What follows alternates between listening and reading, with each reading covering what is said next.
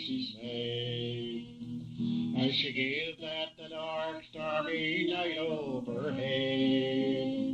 A little girl rambling. I'm the oldest. Of course, I've lived here all my life. Growing up, it was a lot of fun here. In this direct area, of course, all Mom's family, brothers lived around us, so we had quite a few cousins. And no such thing then as iPads, iPhones. So you played outside and you all got together like 14, 15, 16 of us. Red Rover, White Rover. Hide and seek, all kinds of just outdoor games. And then when it was time to come in, your parents would come out and flick the light on the door and or yell your name. Or yell your name so you knew it was time to come. And sometimes Dad would come out and whistle. And growing up, we had lots of fun, skating, swimming. And I mean, that was just the lifestyle thing for everybody. Well, I couldn't wait to get home from school when Dad was travelling. Because I'd come home, drop the books, and lick it down over the hill, jump aboard the boat, and go fishing. That was my favourite thing in the world to do. I loved it. You come in and never put the fish up out of the boat, but you'd always prong it from the wharf up into the box. And the bloodier I got, the better I liked it. Yeah. Well, I didn't like going out in boat because I got seasick, but I would go down and cut the tongues out when they got in from fishing. And then you wouldn't get the cash, you'd get a note. They'd say, well, you had £5 a tongs and whatever price it was. And mostly it was you sell it to the plant, Quinlan Brothers. So then you'd go up to the shop and then you'd spend your little note. And if you bought a bottle of Coke for 10 cents, well, they'd take 10 cents off your note and then you keep going back until you had all your money spent. I remember I used to love going out in the longliner on Sundays. And Mum would always take salads and ham. We'd have cold plates aboard the longliner. Yeah. And we'd go for long steams. Sometime I remember we went to Bell Island. Yes. One time we got off, went in the restaurant. Yeah. And we'd always see icebergs and whales. And that was, I mean, to us then, not a big deal. Yeah. But it is a big deal today, even for us. Even I went in the longliner. Yeah. I think everybody strange who ever came here ended up here for a cup of tea. Yeah. Always. Didn't matter who it was. They ended up here for some reason.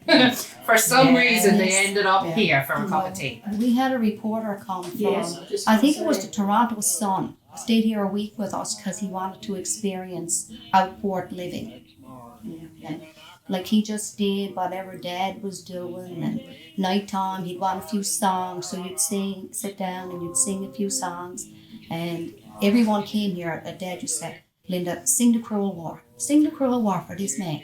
And I was always so shy, and Dad would say, get in around the corner, look, he won't see you. Get in around the corner and sing the song. So anyhow, that's what I do.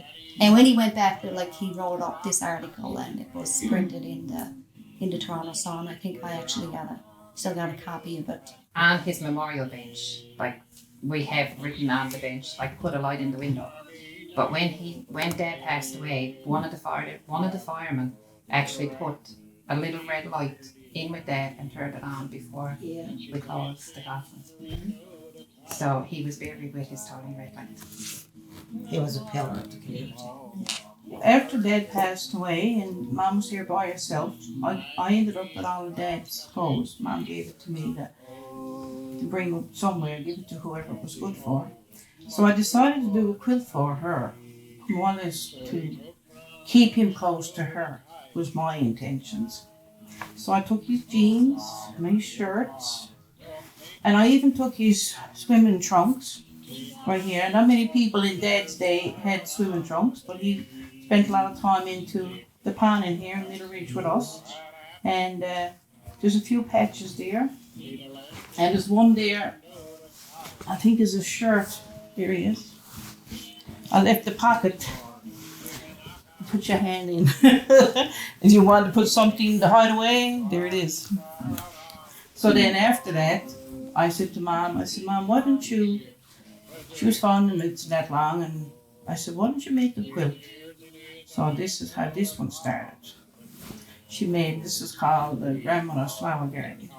And all these little hexagons are all sewn by hand, and they're all blanket stitched around. It kept her busy, and she liked at it. So that's the history of both of these quilts. Both of them were made after Dad passed, and like I said, it's to keep his memory alive and to keep him close. I call these not rags. I guess you call them good old rags, and that's usually what I do. I use up things from the past. I recycle. Yeah. Nothing. And you've done quilts for like my grandchildren, Dad's grandchildren, and Mama has a grandchild coming, so I would imagine There's one in the works. yes. And the last quilt she did for my grandchild, I got it to Ontario, because that's where my last grandchild was born. So there's one in Ontario, belonged to Shirley.